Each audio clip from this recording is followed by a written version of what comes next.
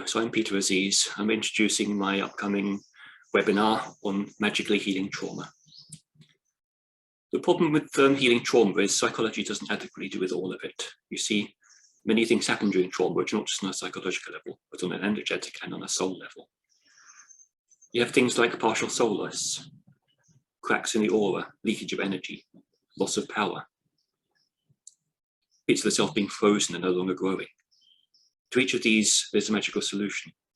We've been working with the runes, because each rune has a special healing quality for different aspects.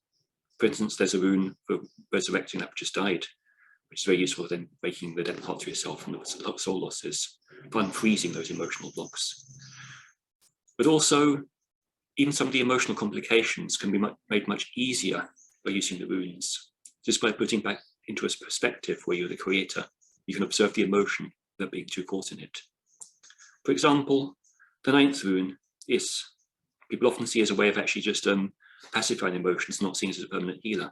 But actually, in that position, you're able to actually observe emotions and heal them more fully because you're not so much caught up in the illusion of it anymore. So we'll be working with these runes to actually heal many aspects of trauma that'll make the healing very easy and quick. Saves years and years of counselling, which often doesn't complete anyway.